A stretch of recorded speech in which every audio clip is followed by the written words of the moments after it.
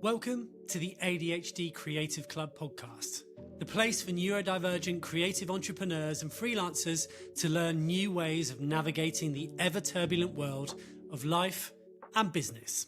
Hello and welcome back to the podcast. Today I'm delighted to welcome Celie Nigoumi, who's a photographer, filmmaker, and overall creative with ADHD, as we always have on this lovely podcast. And she's based in Frome in Somerset, and some of your work has earned recognition from the Portrait of Britain, which is a pretty amazing accolade. Thank you so much for coming on the podcast today. How are you? Thanks for having me. Yeah, really well, thank you. Excited to chat about being a creative entrepreneur with a spicy brain. Exactly that. So I'd love to kind of delve back then to the beginning, if I may. So your passion for photography and film as well, where did that all kind of come from? And potentially, how do you feel that your neurodiversity has come alongside that and helped or hindered that in some way?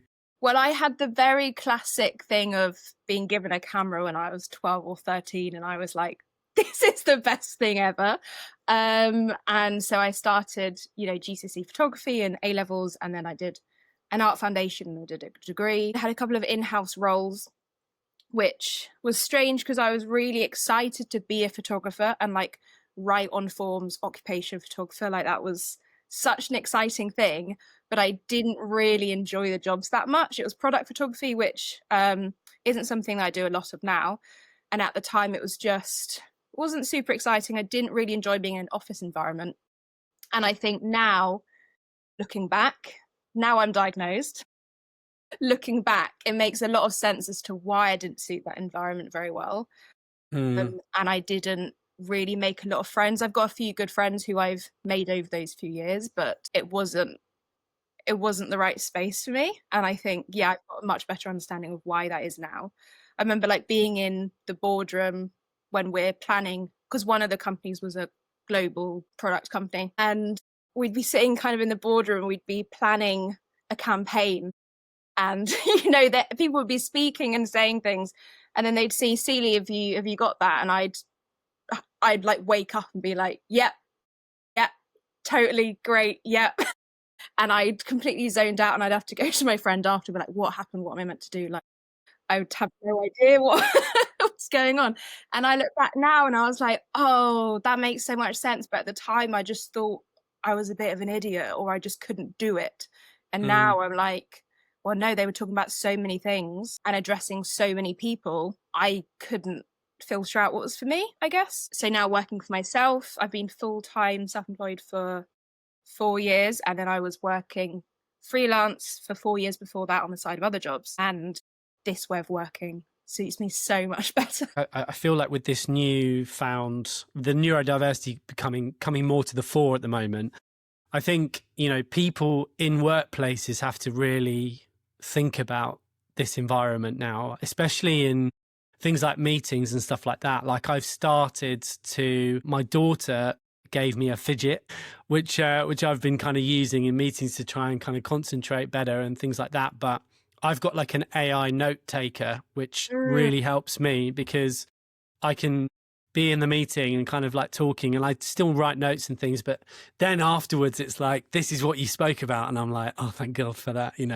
and it can give you those action points. So I feel like, that environment, maybe people either can't take all the information in, or they don't want to speak up because they're kind of afraid of saying the wrong thing when you're in a kind of a big boardroom of people. And I think, there's quite a lot to be done really about the workplace in that way. Yeah. And I never heard anyone, when I was there, I never heard neurodiversity being mentioned or discussed, or I didn't know anyone else who was there who was neurodivergent. I didn't know that I was, so it wasn't something that I was looking into. No, of course, yeah. But I was very good at my job. Like, although I couldn't always understand what I was meant to do at the beginning, when I did know what I was meant to do, I was very good at it. So no one, I think, noticed that I was struggling. And I didn't think I realized that I was struggling. It was only looking back and thinking, yeah, that didn't quite hit. So and it was the same kind of at uni. I remember my lecturers saying to me, I'm not worried about you. You're doing fine. You don't need any help. And in my inside, I was thinking, I have no idea what's like. I'm really confused. I've got 100 ideas, things that I want to work on. I really do need help. But when someone says to you, you're fine, you go, yes, I am fine. Yeah. So Yeah. yeah. I think as well, again, because of my daughter, you know, I'm learning a lot about kind of girls and women who are neurodiverse, and Yeah. how quite a lot of women mask a lot more than men do. Yeah.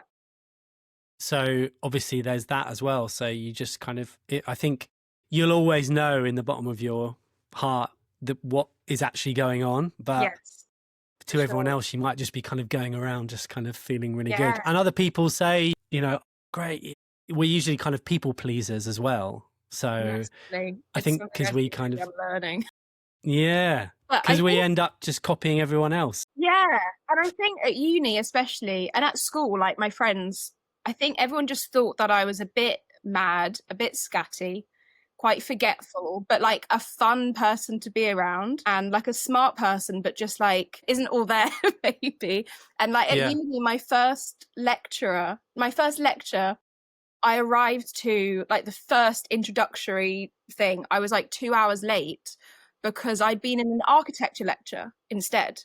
And I didn't realize, because I was late for that one, I didn't realize it was an architecture lecture for ages. And then by the time I realized, I was like, oh, well, I'm here. And now I'm stuck. So then I finally plucked up the courage to leave and be like, this isn't my course.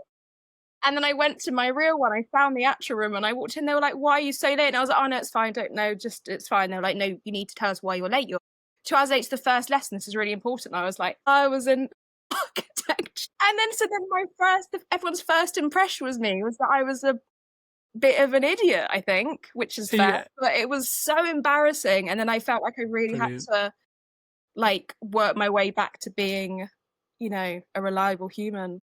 Yeah. That's brilliant. And to sit there as well and just be like, well, I better stick it out is such a classic scenario. Now. I learned That's a lot so there. It's good. interesting. Yeah, I bet you did.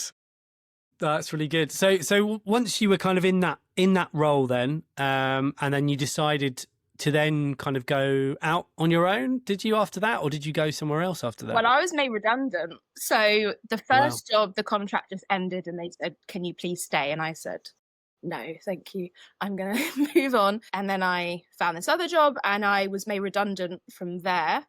And that was a weird time. So that was 2019.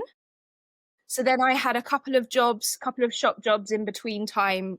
And I remember thinking, people saying, well, you should just go freelance. And I was like, that's insane. I can't do that. So I found another part-time job just in a shop in town. And then I worked in another shop through lockdown. And then I found that all very stressful. I found the whole pandemic extremely stressful, especially with my mum, who we knew that if she caught it, that would be really bad, which it was because she did get it and it was really bad. January 2021, I was signed off work for a bit. I was signed off work for about 6 weeks and realised that I couldn't go back to working that way. So I went down to 2 days a week there. And then a couple of months later, I left completely and decided to just, like, I had to now or never kind of thing. Like, I have to go out on my own and do this for myself and see what happens. And luckily it went well. Yeah. But it was a very nerve-wracking time. And it was a very weird time. That first half of 2021 was very up and down. I was not a stable mental person. So I kind of started out my business properly, with the branding side of it, especially in a bit of a strange place. So I'm glad I had that part-time job to back me up at the time. But yeah, it was I think it all worked out right in the end. But at the time it was quite hard, yeah. And I was doing a lot of dog portraiture, which was really fun, but very tiring. And then it was from then people started asking me to photograph them on the shoot. They're like, oh, I just need a couple of headshots for my website. And I'm like, okay, I'll just do a couple for you while we're here. And then I was like, this is fun. I actually really, I like this. And then that became the main thing, people rather than the dogs. So it all happened very fluke. There was a good flow That's what I'm Yeah. trying to say. Mm. Yeah. When you obviously you've been through this kind of terrible time, that sounds really challenging, and then you kind of picked yourself up and then decided to go out and go for it.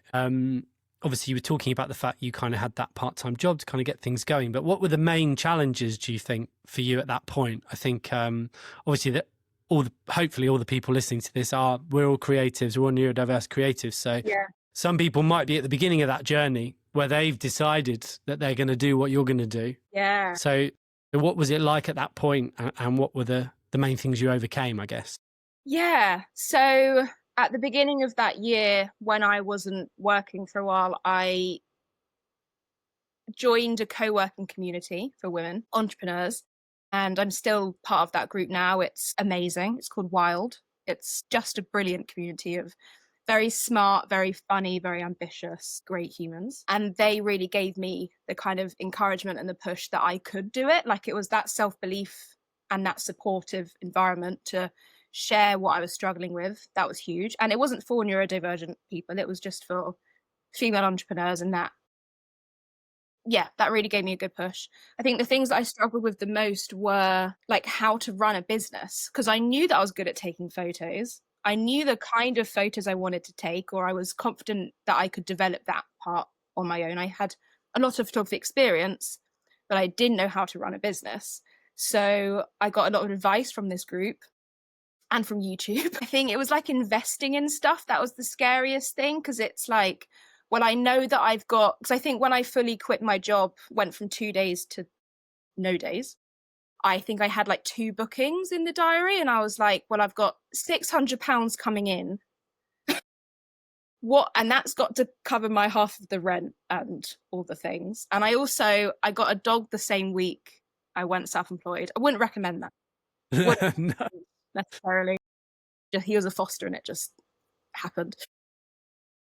So I was like, I've got a small amount of money coming in. I didn't feel like I could invest it. I was like, I have to save it to pay for these things I have to pay for.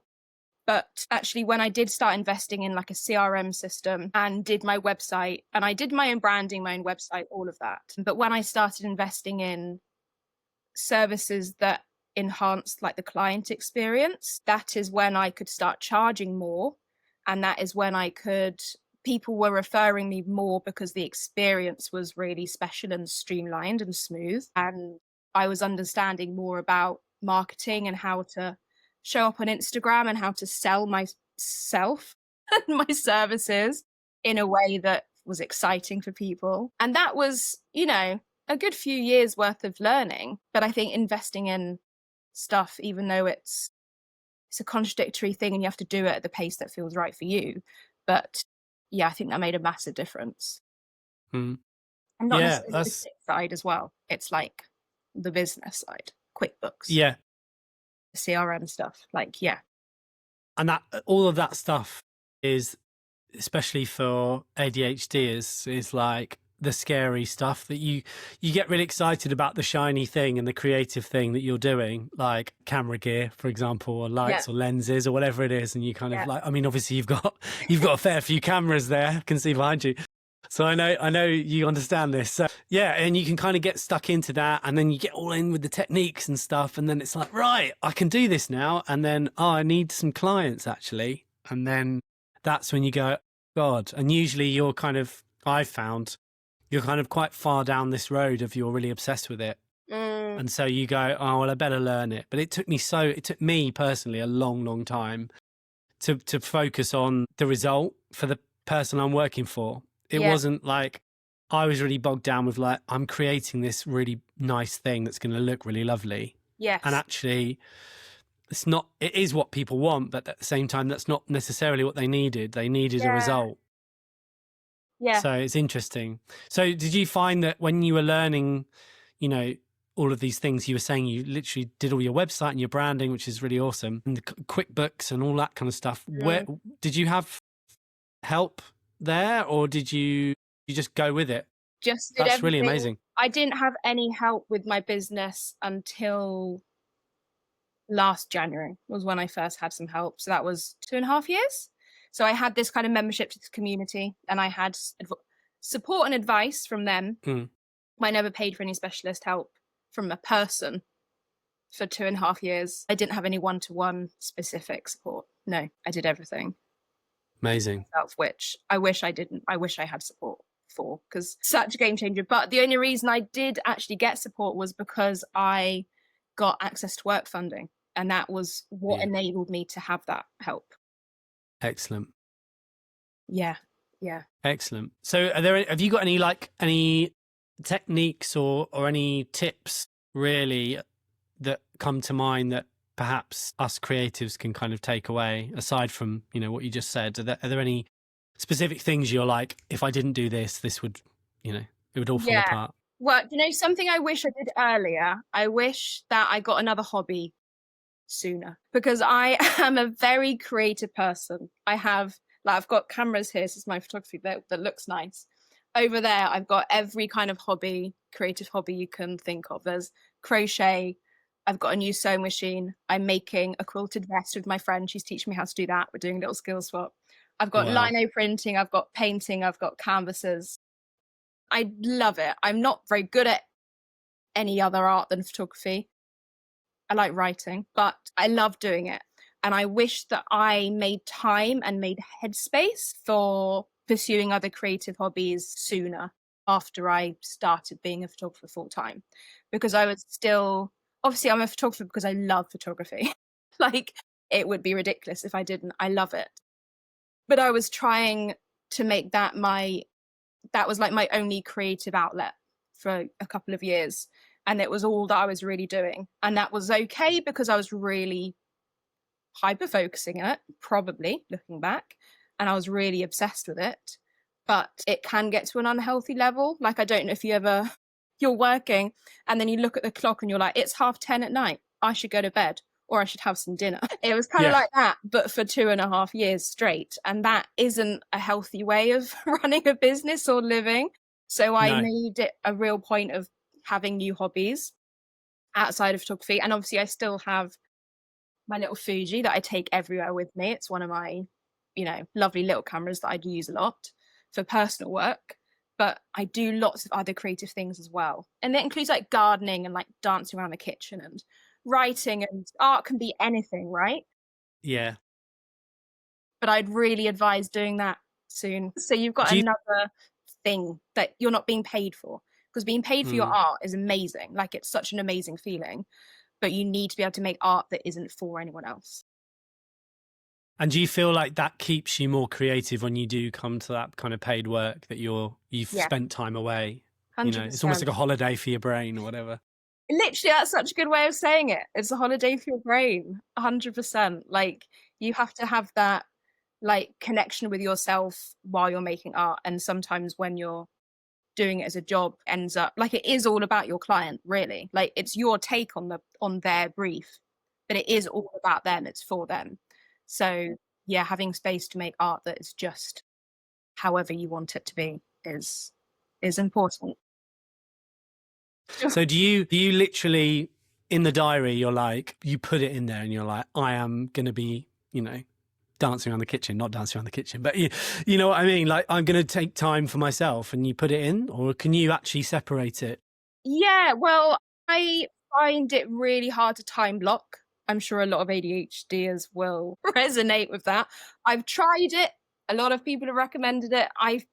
Because I've got the, fun PDA the demand avoidance, where I will see that I've said to myself, oh, it's 12 o'clock on Wednesday. I'm going to write a newsletter now. And I'll read it and go, no, I won't, because you've told me that I will, even though it's me telling myself. Yeah. Which is ridiculous, and I know it is, but I find sometimes I can do it, sometimes I can't do it. So I find that starting the day with a fresh list every morning is the best way to go my day.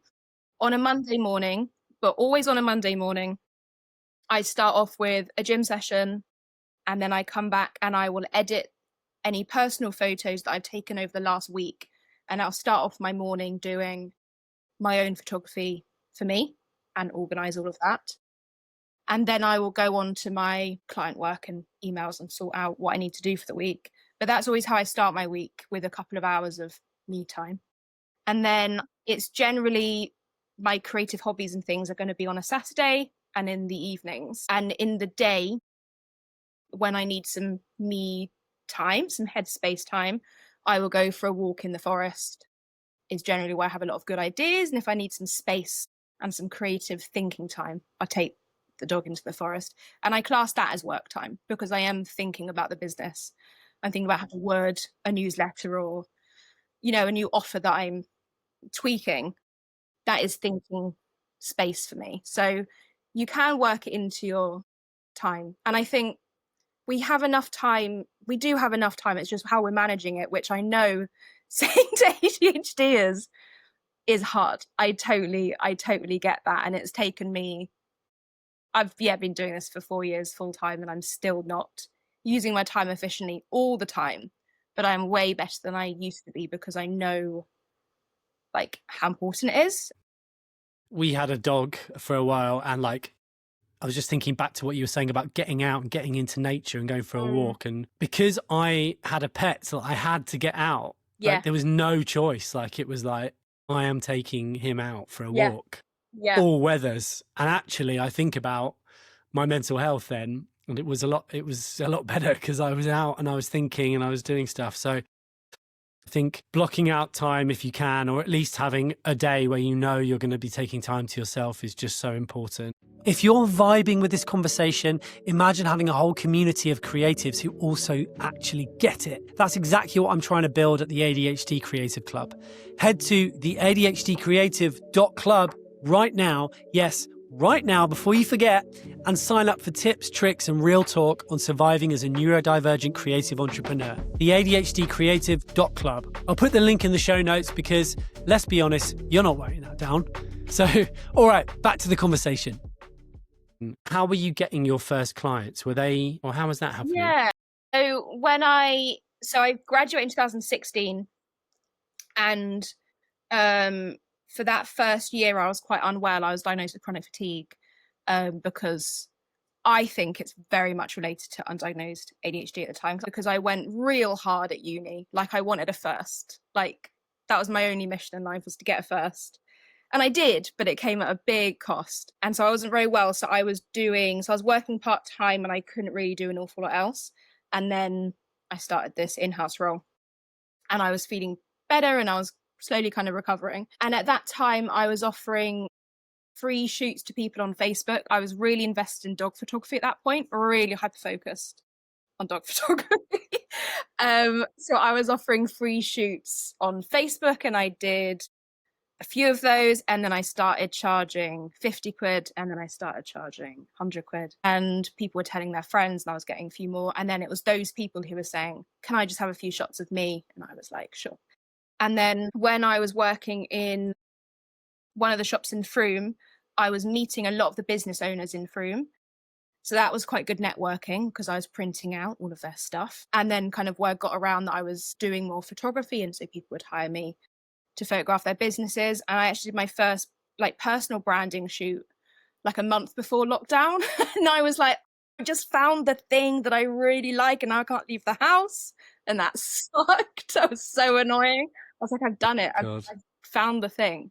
So it was like a real process of doing free work and like kind of low paid work on the side of these part-time jobs. And I would go to the park and just take pictures of people and their dogs just at the park or something. And then, it was kind of word of mouth for a while. I set up an Instagram account, and I was kind of hesitant about showing up on there and sharing my work. And I found it kind of embarrassing and icky. But then when I started to just really own it and be like, oh no, I just kind of told myself that I'm really amazing, and that people would be really lucky to work with me. And I kind of had to just make a choice of being like, I'm great. People would be lucky to get to work with me. And then and obviously that mindset I'd have for like a week, and then I'd be like, oh no, this is awful. I hate everything. So I was very dilly-dally on that, but it's a free marketing tool. It's great. So that was all I've used. Like, I've got that in my website, but I haven't paid for any marketing properly ever. I will start doing ads this year, because I want to reach kind of more certain people. And then I started getting inquiries through Instagram, and I was also doing weddings at the time. So then some people, I'd photograph a wedding and I'd meet someone at the wedding and they had a business that they needed. So, a mix of in person and Instagram mostly. Mm. Yeah, it's great. It's kind of always who you know as well, and making those relationships is quite important. I find that it's always something I kind of struggled with, to kind of, like you were saying about deciding to say you're amazing and getting out there and doing it. And Yeah. actually, that's really hard to do. Yeah. So did you just make that decision? Have you got any, I don't know, techniques or anything you did to kind of make it so that you were like had more Yeah. confidence? Or I always would ask for feedback and reviews. So I've got quite a lot of, I think I've got over 50 5-star reviews on Google, because I am very, and I've worked with more than 50 people, but I always ask for a review on Google and for general feedback. And now I have a reflection sheet, I call it, which I send to people after a shoot, like a few weeks after they've got their gallery and we've had our wrap up call and everything. It's I'd love your feedback. How did you find working with me? And it's got a few questions about the transformation that they've experienced, or how their business feels different, or how they enjoyed the experience. And honestly, like, reading through those and reading through your reviews gives you such a boost, like when you're not feeling positive about it. You go back through emails, like replies to your galleries, or just nice people have said about you, literally, you're like, oh, I guess it's okay. And I've also got Positivity Pot, which has cool. got, so I've started this more recently. I had one when I was really unwell, really depressed, and it got full up at that time, but I didn't want to read through them all, so I just threw them away and I've started a new one. And it's basically achievements, and I write them down and put it in my positivity pot. And it's little That's great. things like, I went on 2 dog walks today, put it in the pot. Someone replied to the gallery saying they loved it, goes in the pot. And it's like a physical way of embodying those good reviews, good feedback, I guess.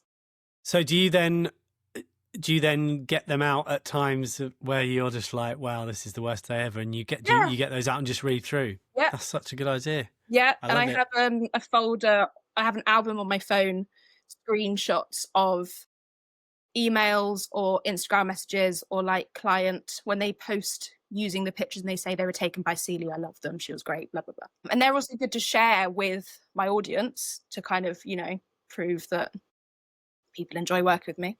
And they're just nice to look through. They make you feel better, simply. That's so great. Yeah, it's so good, because I think asking for feedback and getting good reviews, they're so important when you're selling your creative service, to have a physical, even ideally like a video of someone talking, but even if it's just a quote of someone saying, I had an amazing experience, like, as a sales technique, that's really, really good.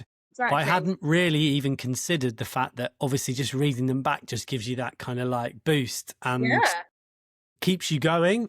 So I think that's more of an incentive for creatives to be asking for reviews, like after every single project, because it's, even if it's just for your own mental health, it's a brilliant. It is. And also, if be. they say something that isn't wholly positive, like, it's very rare, but if I have someone say, oh, I wish, like, I've got space in my reflection sheet, because I ask quite specific questions now, because I want to understand which part of the process they liked best. And it also kind of guides certain testimonials. And I say, when I send the email, it's quite clear on, I will like to use this as testimonial, blah, blah, blah, and know how you enjoyed the experience so I can improve my services.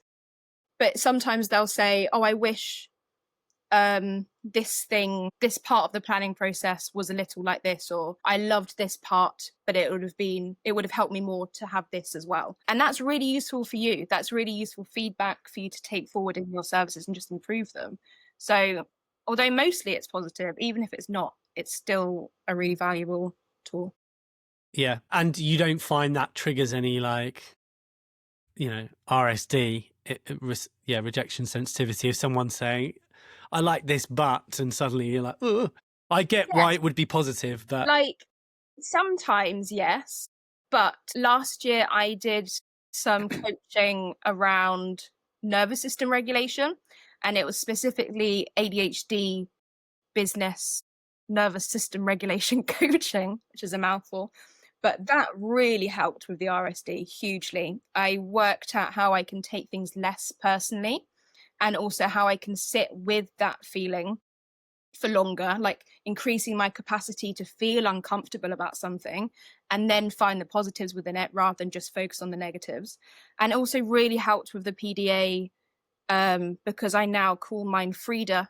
And if she rears her head and she says, I'm not going to do my newsletter right now, and I'll say, like literally, I'm like, are you helping me, Frida, or are you hindering me? And sometimes she's like, sorry, my bad, I'll back off. You can do your newsletter. I'm like, okay, cheers. And sometimes she's like, no, I really, really don't want to. Like, I don't have a reason, but it's not the right time. And I'm like, okay, and I'll listen to it. And like just taking that time to not get frustrated with feeling rejected or feeling like I can't do something. It's literally taking a minute to process what I'm actually feeling in my body and using that like somatic lessons that I've learned and taking a minute to kind of clarify it and then move through it. And that has helped hugely. So I'd highly recommend looking into that. It's That's helped a lot. fascinating. I really like that. Yeah. Giving it a name and Yeah, give yeah, them a name, have a trick, talk to them. Like, and it sounds yeah. really silly, but it works. And so I've got to that point. I'm like, I don't care what's silly. If it's working, I'm going to do it. Mm. Yeah, 100%. Yeah. You've got some great techniques going. But like obviously you were talking about your newsletter, which is obviously a commitment, Yeah. which is, it's a thing that is going to keep coming up. It's a Yeah. bit like doing this podcast where I'm like, oh, there's another podcast. I've got to try and find another guest. So like, how do you stay consistent with, doing something like that, aside Mhm. from obviously what you've just said, but as well with like these systems of kind of getting clients to, to follow up with them and to give them the sheets and everything? Like, do you have, is it automated or do you have it all in a Yeah. folder and you just go, Yeah, I've got a few systems I've built up over the last couple of years. So I have someone who works with me in my business who keeps me accountable for certain tasks that need doing. I've got a very in-depth Trello board that she's made for me, which we've got one board. Have you used Trello? Are you a Trello person? I have used Trello. I know I need to use it more. I've been wanting to get more Yeah. into it, but yeah. It's so I've got one board for marketing and one board for management, business Yeah. management. And that has helped hugely. Seeing everything in one place, having allocated tasks is brilliant. Obviously, having someone who works with you is amazing. Very grateful to Access to Work for funding that support. I wouldn't have had it without that. And so Trello is an excellent tool for just knowing what needs doing when. And yeah, what like with the newsletter, I really love writing my newsletter. I've mentioned it a couple of times as like a PDA response, but I do really, really enjoy it. I've started sending them around new moon and full moon because I've got a big tattoo of moon and the sun. I'm really vibing of them right now. So I've started sending them around then because then I feel more inclined to want to write them ahead of time because I know what I want to say and I'm excited about what's going on around them. So I've got someone who helps me work out what to say and when, which is really helpful as well. I also have a CRM system. I use Studio Ninja, which is such a game changer because, yeah, like you said, you can automate emails. So there's a workflow for different job types and you can create your email templates. You don't have to rewrite them all the time. And I personalize them and I tweak them, but the template is there. And then they are automated at certain times. And also, yeah, you can see where you are in each job as you go, which is so helpful for my brain. Yeah. Which is forgetful a lot of the time, frankly. So it's really useful to Join the club. yeah, see where that's going. So is it Studio Ninja, did you say? Yes. I'd not heard of that one before. Yeah, Okay, it's that sounds really good. good. It's made for photographers, so it's very focused on yeah, like because often the client experience is fairly similar along different jobs, but you can customize it and yeah, write your contracts and your questionnaires and your online forms and payments and everything is all managed in one place, which is brilliant. I can imagine it's quite visual as well in its kind of layout, which I find like when I've tried with CRMs before. It was like HubSpot or something, and it was so complicated, and it was just writing everywhere, and I just went, No, oh. this one's got different colours and you can colour things. And also I just want to touch on like writing or like doing certain tasks. So for me, as someone who menstruates as well, it's really important to try and track your cycle and work with it, really harness that power. Because when I am in like my autumn, which is like kind of a week before my period or a couple of weeks, I am way more really like expansive thoughts and working on inner, self-care development things. And often actually that's a really good time for me to write things. So in my spring, so which is kind of after your period, and I'll come up with loads of different ideas. I'll have lots of extroverted energy. And that's a good time for me to record like chatty reels or go on podcasts like this. Perfect timing for me. And go to networking events and do shoots and everything. That's a really good time. And then when I get to my autumn phase, that is when I will write things. So I try and also time my work throughout the month in line with how I know that I'm going to be feeling. And that takes a while to track it and to work out what's going to work best for you. Wow, that's fascinating. So, how are you going about tracking your kind of mood and your actual mindset throughout those periods? Excuse the pun, but yeah, are you are you doing that kind of electronically? Have you got an app? So I was using the Clue app, which is really great. It's women owned and women founded, and they will never share your data, which is excellent.